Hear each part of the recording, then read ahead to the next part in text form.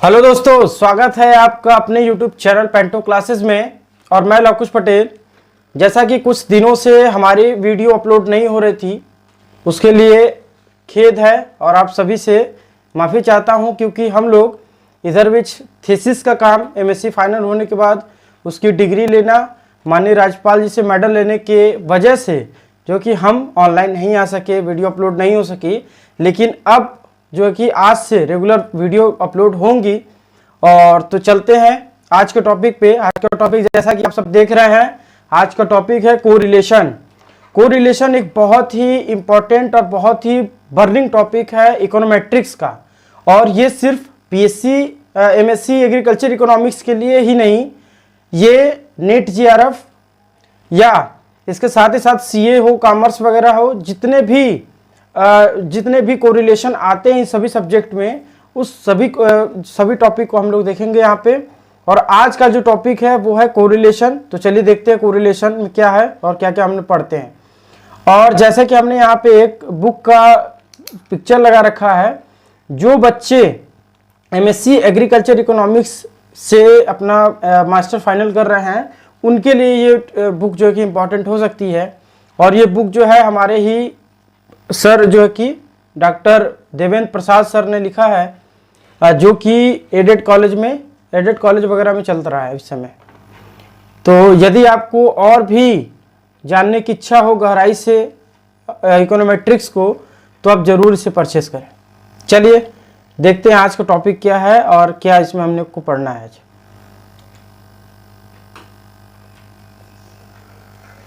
आपके सामने ये दो टेबल दिख रहे हैं, जिसमें कि पहला है रेनफॉल और उससे यील्ड है, और दूसरे टेबल में है प्राइस और उसका डिमांड है।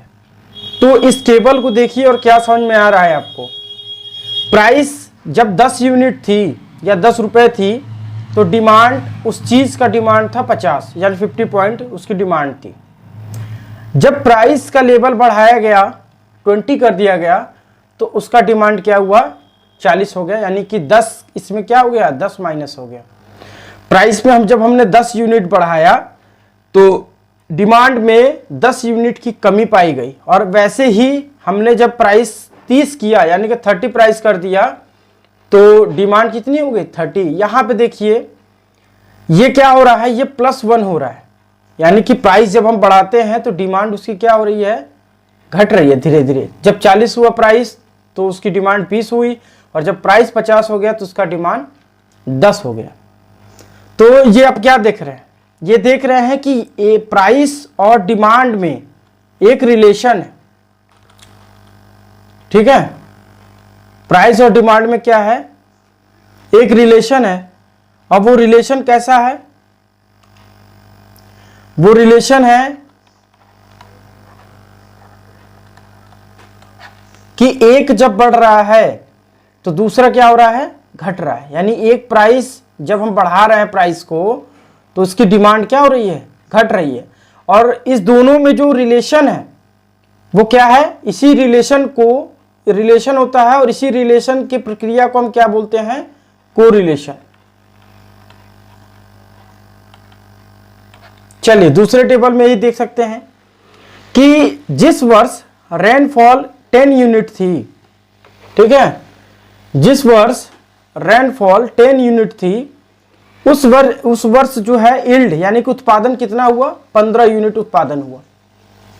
ठीक है, और जब अगले साल, यानी कि जब हम रेनफॉल की जो यूनिट थी 20, वो जब बढ़ाई गई या बढ़ी, तो यील्ड क्या हुआ, यील्ड भी बढ़ा।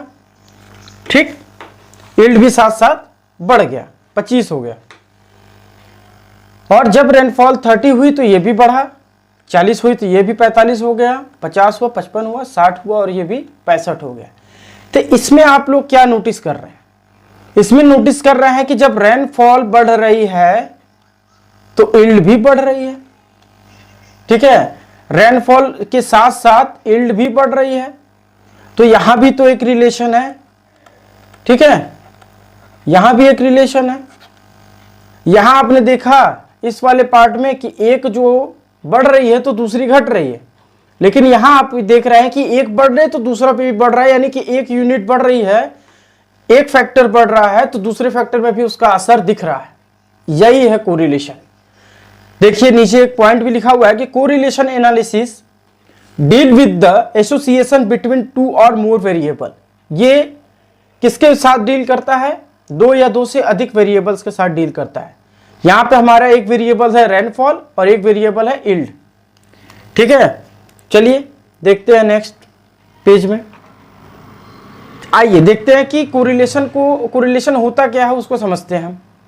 कोरिलेशन है कि जब दो चरों के चर मूल्य में परिवर्तन होते हैं या परिवर्तित होते हुए दिखाई देते हैं, जिसमें एक चर में होने वाले परिवर्तन, ठीक है, जैसे कि एक हमने क्या कि एक फैक्टर में परिवर्तन किया तो दूसरे चर में भी परिवर्तन होने की प्रवृत्ति पाई जाती है, तो वे चर सहसंबंधित यानी कोरिलेटेड कहलाते हैं तथा चरों के साथ इस परिवर्तन होने की इस प्रवृत्ति को क्या बोलते हैं? कोरिलेशन बोलते हैं, सहसंबंध बोलते हैं।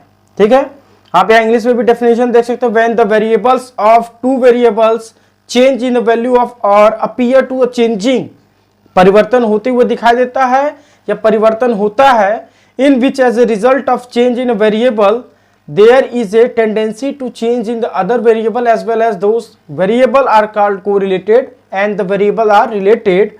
This tendency of simultaneous change is called the correlation. यानी correlation क्या है? यदि हम एक, जैसे कि आप एक एग्जांपल और ले सकते हैं।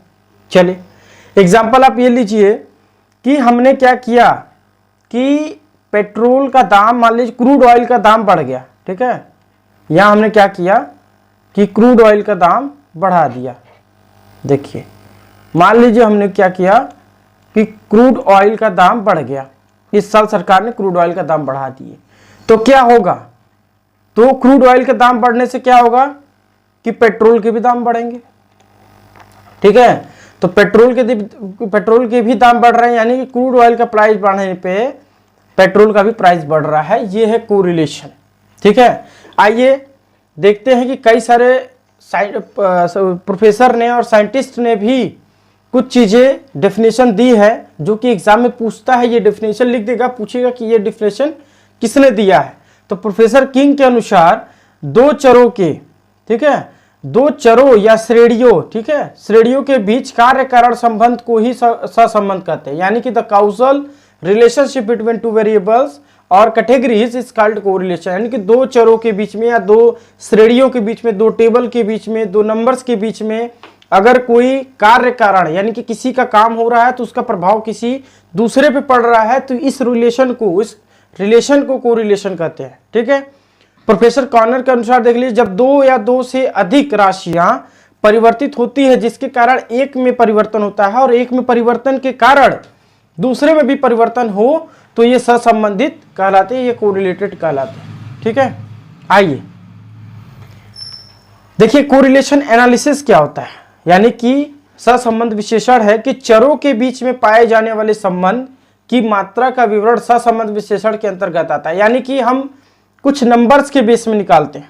ठीक है, कुछ नंबर्स निकालते हैं, उस नंबर को हम कोरिलेट करते हैं। तो जो हम संख्यात्मक रूप से कुछ नंबर प्राप्त करते हैं कि कितना रिलेशन है, कितना कोरिलेशन उसमें 0.5 है, ठीक है, कि 0.8 है, तो ये रिलेशन हम प्राप्त करते हैं जिसको कोरिलेशन एनालिसिस करना कहते हैं। सहसंबंध विश्लेषण से अभिप्राय यह है कि संबंधित चरों में किस प्रकार का और कितना संबंध है, क्योंकि जैसे कि मैंने अभी पिछले वाले स्लाइड में बताया कि एक किसी फैक्टर को बढ़ाने पर दूसरा फैक्टर भी बढ़े तो ये कौन सा कोरिलेशन होगा, और एक फैक्टर को बढ़ाने पर दूसरा घटे यानी कि डिक्रीज हो तो वो कौन सा कोरिलेशन होगा। है तो दोनों कोरिलेशन, लेकिन इसमें भी टाइप्स होते हैं। ठीक है, जैसे मान लीजिए कि अब देखिए कोरिलेशन जो है इसमें सहसंबंध विश्लेषण पर आधारित अनुमान अधिक विश्वसनीय एवं वास्तविकता के निकट होते हैं। यानी कि जब हम किसी चीज का कोरिलेशन करते हैं तो वो कोरिलेशन जो होगा वो वास्तविकता के निकट होगा और वो वेरिएबल भी होगा। ठीक है, उसे विश्वसनीयता भी मिली होगी।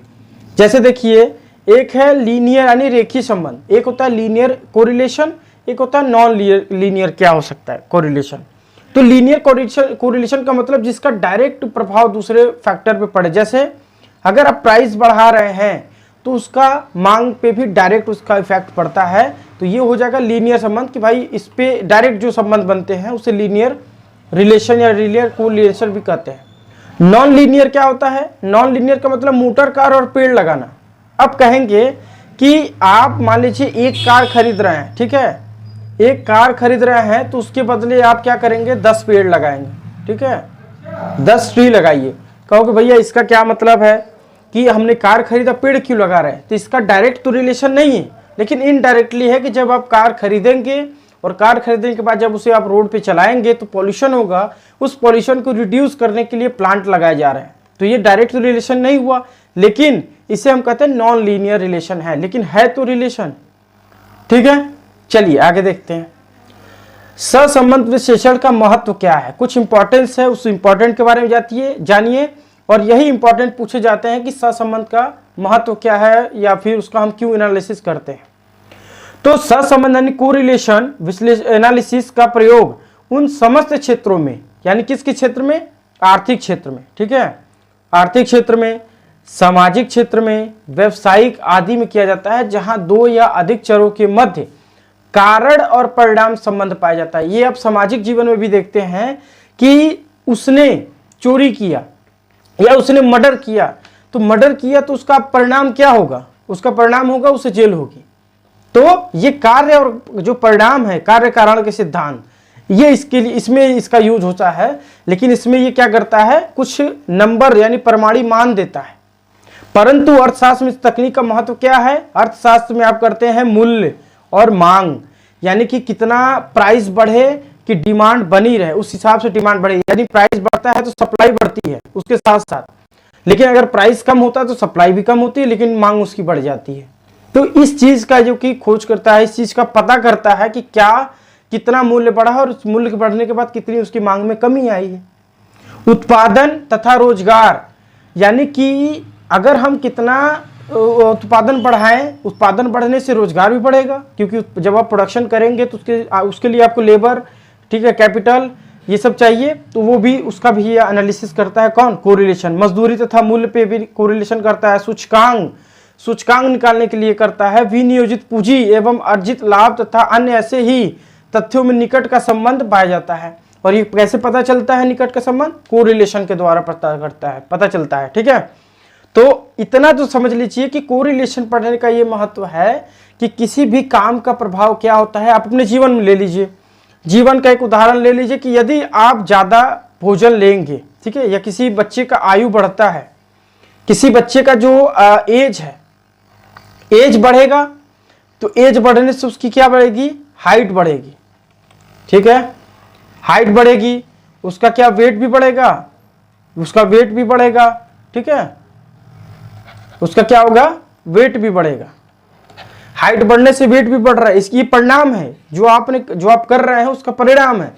यदि आप, चलिए एक और एग्जांपल लेते हैं, यदि आप एग्जाम में ले लीजिए, इस एग्जाम में जितना आप मेहनत करेंगे, ठीक है, जितना आप मेहनत करेंगे उसका परिणाम क्या होगा? उसका रिजल्ट जो होगा वो रिजल्ट होगा कि आपका नंबर भी बढ़ेगा। ये कार्य कारण का सिद्धांत है, यानी जो हम काम करते हैं उसका कहीं ना कहीं परिणाम हमें मिलता है। और यही चीज इकोनोमेट्रिक्स में क्या है कि कोई भी इकोनोमेट्रिक्स देखिए क्या है, इकोनॉमिक्स और मैट्रिक्स, यानी कि इकोनॉमिक्स में क्या चल रहा है, मूल्य और मांग में क्या डिफरेंस है, क्या रिलेशन है, ये मैट्रिक्स की सहायता से हम यूज करते हैं इकोनोमेट्रिक्स में कोरिलेशन का। ठीक है, चलिए आगे देखिए।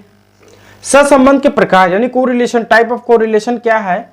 तो टाइप ऑफ कोरिलेशन जैसे कि हमने बात किया, एक रेखीय होता है, एक अरेखीय, यानी कि लीनियर कोरिलेशन, एक non linear correlation. Linear correlation में हमने बताया कि उस काम का सीधे प्रभाव दूसरे पर पड़ता है। जैसे कि हमने क्या किया? प्राइस बढ़ा दिया, प्राइस बढ़ाया तो उसका तुरंत इफेक्ट क्या हुआ? डिमांड कम हो गई। लेकिन दूसरी तरफ क्या इफेक्ट होगा? सप्लाई बढ़ जाएगी। सप्लाई क्यों बढ़ा? क्योंकि हमने प्राइस बढ़ा दिया। तो देखिए होता क्या है लीनियर इक्वेशन में कि जब दो चरों में परिवर्तन का अनुपात स्थायी रूप में समान होता है, अर्थात जब दो चरों में विचरण का अनुपात सदैव एक सा हो, तो इस प्रकार का सहसंबंध को रेखीय कहते हैं, रेखीय संबंध कहते हैं। जैसे किसी कारखाने में मजदूरों की संख्या ठीक है, जब किसी कारखाने में मजदूरों की संख्या बढ़ाएंगे आप तो उत्पादन भी बढ़ेगा। उत्पादन बढ़ने से क्या होगा, उत्पादन बढ़ने से जो कि मजदूरों को जॉब मिलेगी, मजदूरी मिलेगी। ठीक है, चलिए उसके बाद देखिए उसके आगे है नॉन लीनियर। नॉन लीनियर को हम वक्रीय यानी कि वक्रीय मतलब क्या, कर्वी लीनियर भी कहते हैं हम। कर्वी लीनियर है क्या, इसके विपरीत जब इस परिवर्तन का अनुपात स्थायी रूप से समान नहीं रहता है। ठीक है, वो क्या होता है, कभी नीचे कभी ऊपर होता है, तब संबंध को अरेखीय यानी कि नॉन लीनियर भी कहते हैं। इसे यदि बिंदु रेखीय पत्र पर प्रदर्शित किया जाए तो एक वक्र की रेखा बनेगी। जब हम देखिए यहाँ डायग्राम बना दे रहा हूं मैं कि जब आप लीनियर इक्वेशन बनाएंगे, लीनियर कोरिलेशन बनाएंगे तो लीनियर कोरिलेशन में या तो डाउनवर्ड होगा, ठीक है, और या तो अपवर्ड सीधा होगा, इस तरह का जो कि डायग्राम बनेगा। लेकिन जब आप कर्वी लीनियर या नॉन लीनियर जब बनाते हैं तो नॉन लीनियर में क्या होता है, ऐसे उठते हुए दिखता है, एक कर्व बनाएगा इस तरह से ऐसे। ठीक है, या फिर यहां देख लीजिए, या फिर क्या होगा कि वो इस तरह का लाइन बनाएगा ऐसे, नीचे अगर ऊपर से आ रहा है तो इस तरह का कर्व बनाएगा, इस तरह का कर्व बनाता है। ठीक है, यानी कि एक समान नहीं रहता है इसका अनुपात।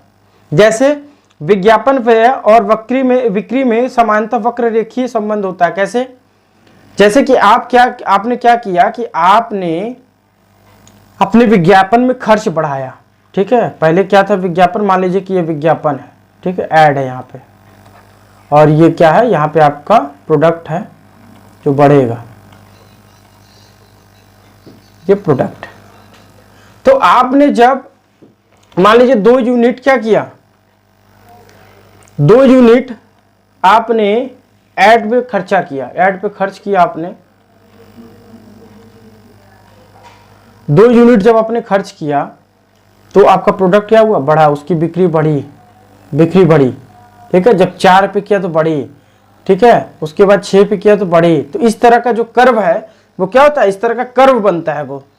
तो इसी को क्या बोलते हैं, वक्र रेखीय संबंध यानी कि नॉन लीनियर कोरिलेशन। चलिए आगे देखते हैं, दूसरा टाइप है धनात्मक तथा ऋणात्मक संबंध।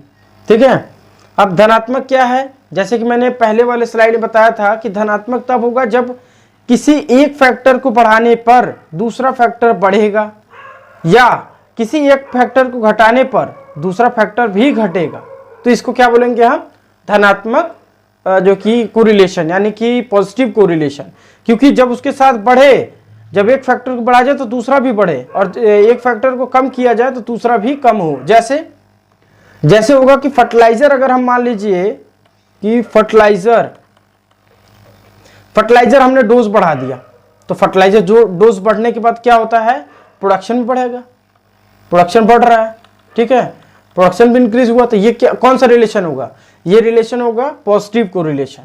उसके बाद जब हमने प्राइस बढ़ाया, ठीक है, ये वाली टेबल देख लीजिए, जब हमने प्राइस 10 रुपीज बढ़ाया तो उसका डिमांड 50 था।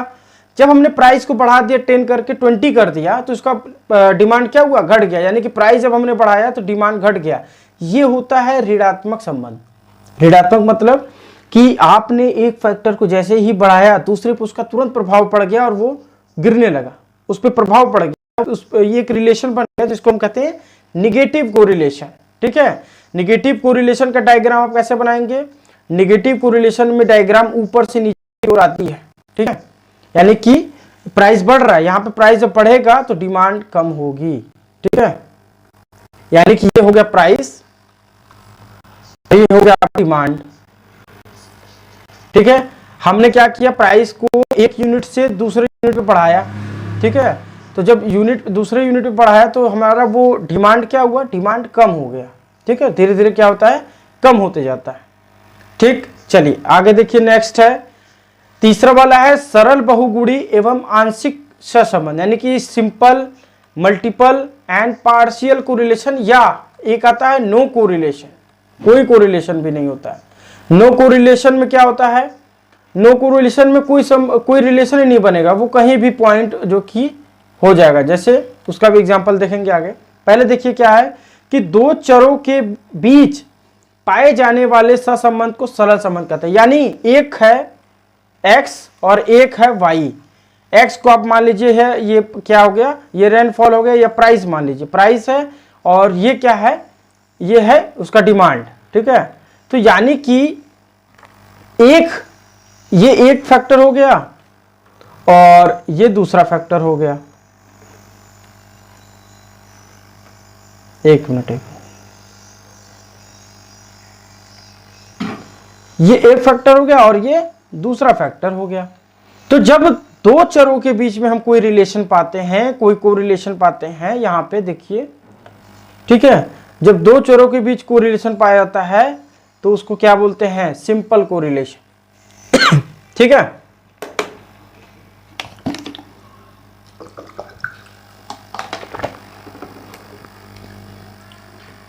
चलिए उसके बाद देखिए, इन दो चरों में से एक कारण, या कारण ये बोलते हैं ना कि उसका कारण होगा, एक दूसरा उसका परिणाम होगा।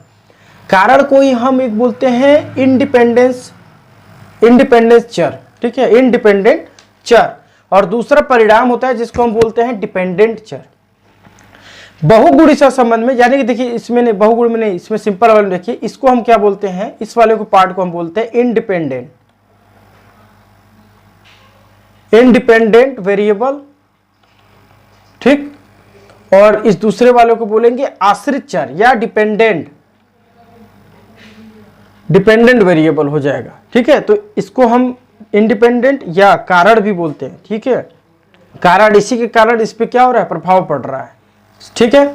अब उसके बाद देखिए मल्टीपल्स कोरिलेशन में क्या होता है। मल्टीपल कोरिलेशन तब होता है जब दो या दो से अधिक स्वतंत्र चर मूल्य होते हैं, चर मूल्य होते हैं, और आश्रित चर का केवल एक ही होता है। यानी कि जो इंडिपेंडेंट वेरिएबल होगा, ये फैक्टर, ये वाला फैक्टर, ये दो या दो से अधिक होंगे, दो या दो से अधिक होंगे, लेकिन डिपेंडेंट वेरिएबल एक ही होगा। जैसे कि आप क्रॉप प्रोडक्शन में क्या करते हैं, आप फर्टिलाइजर भी डालते हैं, आप जो कि उसमें सिंचाई भी डालते हैं, आप उसमें प्लांट प्रोडक्शन के लिए जो कि स्प्रे भी करते हैं, तो कई सारे आप फैक्टर डाल रहे हैं, तो इस फैक्टर को इंडिपेंडेंट वेरिएबल कहेंगे, और इसका प्रभाव किस पे पड़ रहा है, प्लांट पे पड़ रहा है, क्रॉप पे पड़ रहा है। तो ये एक डिपेंडेंट हो जाएगा और कई सारे इंडिपेंडेंट हो जाएगा। तो यहां पे इसको मल्टीपल कोरिलेशन बोलते हैं, इसको भी निकालने का तरीका है। और पार्शियल कोरिलेशन क्या होता है, इन सभी स्वतंत्र चर मूल्य आश्रित पर सम्मिलित प्रभाव पड़ता है, यानी कि सभी का इस पे क्या पड़ता है, सभी का एक आश्रित चर पे यानी डिपेंडेंट वेरिएबल पे इसका प्रभाव पड़ता है। आंशिक कोरिलेशन तब होता है जब दो से अधिक चर मूल्यों का अध्ययन तो किया जाता है, परंतु अन्य चर मूल्यों के प्रभाव को स्थिर रखकर केवल दो चर मूल्यों में सहसंबंध निकालता है, मतलब कि बाकी सबको स्थिर रख के दो ही संबंध का निकाला जाता है। इसको बोलते हैं आंशिक या पार्शियल कोरिलेशन, ठीक है। ये टाइप आपको समझ में आया। हमने अभी क्या क्या पढ़ा है, लीनियर कोरिलेशन और non linear correlation. Linear correlation तब होता है जब एक का कारण का प्रभाव दूसरे पे परिणाम लाता है, जैसे कि प्राइस बढ़ने पर डिमांड कम होती है, ये हो गया लीनियर, इसका डायरेक्ट जो कि प्रभाव पड़ता है दूसरे पर। दूसरा हो गया नॉन लीनियर। नॉन लीनियर का मतलब जैसे आपने कार खरीदा, उसके साथ साथ आप पेड़ लगाइए, तो ये डायरेक्ट तो नहीं है लेकिन रिलेशन तो है इसमें, तो इसे बोलते हैं नॉन लीनियर कोरिलेशन। उसके बाद हमने पढ़ा है क्या, पॉजिटिव कोरिलेशन और नेगेटिव कोरिलेशन। तो पॉजिटिव कोरिलेशन तब होता है जब किसी फैक्टर यानी पहले चर का यानी पहले वेरिएबल्स का प्राइस बढ़ाने पर या किसी पहले वाले पे क्या करना रहता है, कोई चेंजेस करने पर, कोई एक परिवर्तन करने पर दूसरे भी उसी तरह का परिवर्तन, जैसे कि प्राइस हमने बढ़ाया तो सप्लाई भी बढ़ी, जब हम प्राइस बढ़ाते तो सप्लाई भी बढ़ी, तो दोनों पॉजिटिव हो रहे हैं। या अगर हमने प्राइस को घटाया तो सप्लाई भी घट गई, दोनों निगेटिव हो रहे हैं, तो इसमें इस दोनों को ही हम बोलते हैं पॉजिटिव कोरिलेशन। लेकिन दूसरी तरफ देखिए, अगर हमने प्राइस बढ़ाया तो डिमांड नीचे जाती है, तो जब प्राइस बढ़ने पे किसी फैक्टर को बढ़ाने पे दूसरा कम होता है तो ये नेगेटिव कोरिलेशन हो जाएगा। तीसरा हमने पढ़ा है कि सिंपल, मल्टीपल और पार्शियल कोरिलेशन। तो सिंपल कोरिलेशन तब होता है जब दो वेरिएबल्स का हम जो कि स्टडी करते हैं, जैसे कि मान लीजिए प्राइस और डिमांड, तो इस दोनों का जब हम दो ही वेरिएबल्स का स्टडी करते हैं तो इसे हम बोलते हैं सिंपल कोरिलेशन। और जब इसमें दो होते हैं, जैसे कि पहले फैक्टर को हम इंडिपेंडेंट मानते हैं, दूसरे को डिपेंडेंट वेरिएबल। इंडिपेंडेंट वेरिएबल जब ढेर सारे हो, डिपेंडेंट वेरिएबल एक ही हो, तो इसको हम बोलते हैं मल्टीपल कोरिलेशन। जैसे कि हमने एग्जांपल बताया आपको कि जब हम क्रॉप प्रोडक्शन करते हैं तो हम फर्टिलाइजर भी डालते हैं और इरिगेशन भी करते हैं और उसमें कई सारे प्रैक्टिसेस भी करते हैं, तो ये मल्टीपल इंडिपेंडेंट वेरिएबल हो गए और इसका प्रभाव किस पे पड़ता है, एक क्रॉप पे पड़ता है, तो ये डिपेंडेंट वेरिएबल एक हो गया। तो इसे क्या बोलते हैं, बहुगुणी या मल्टीपल कोरिलेशन। लास्ट में हमने पढ़ा है आंशिक कोरिलेशन, पार्शियली कोरिलेशन। इसका मतलब होता है कि कई सारे फैक्टर तो हैं, उन सभी कुछ फैक्टर को स्थित रख के कुछ का हम अध्ययन करते हैं, तो उसे बोलते हैं आंशिक, यानी कुछ जो कुछ वेरिएबल्स का जब स्टडी करते हैं तो उसे हम पार्शियली कोरिलेशन कहते हैं। यहां तक आपको, मुझे आशा है कि आपको समझ में आ गई होगी। चलिए इसके बाद देखते हैं आगे क्या है। इसका एग्जाम्पल है सिंपल और मल्टीपल और पार्शियली कोरिलेशन। उदाहरण के लिए यदि वर्षा और उर्वरक दोनों के गेहूं की उपज पर सामूहिक प्रभाव का गणितीय अध्ययन किया जाए तो वो मल्टीपल कोरिलेशन होगा, जैसे कि हमने बताया।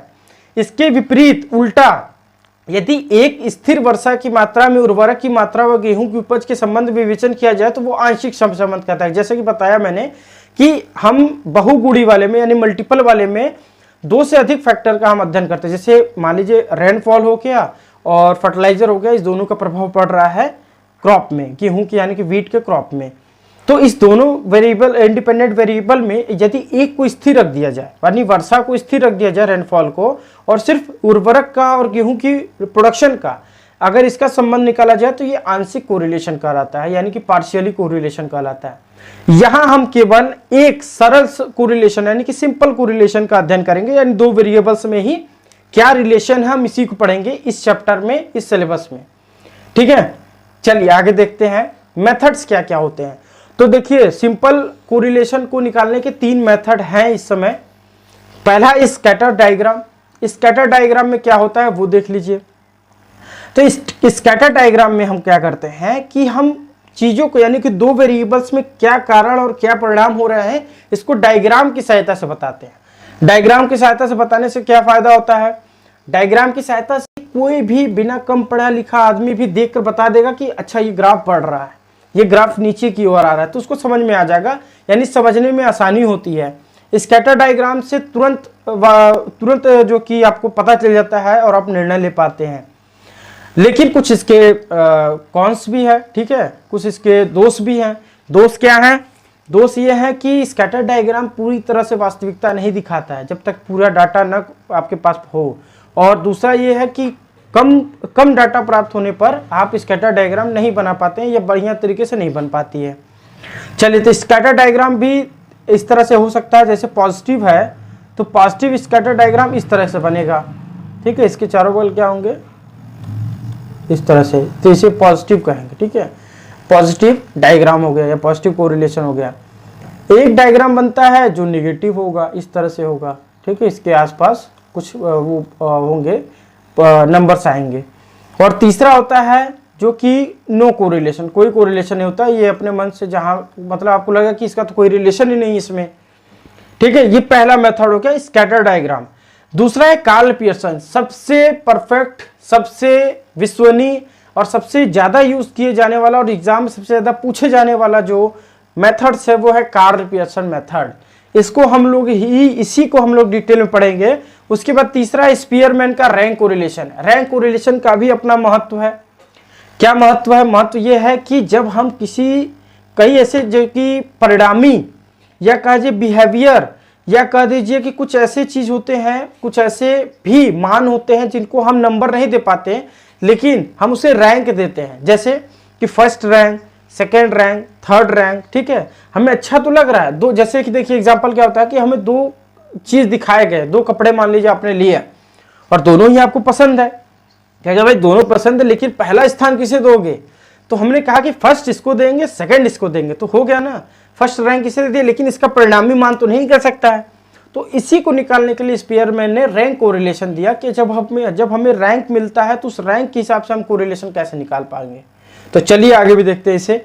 तो पहला पढ़ेंगे स्कैटर डायग्राम क्या है। स्कैटर डायग्राम जैसे कि मैंने बताया है कि दो चर राशियों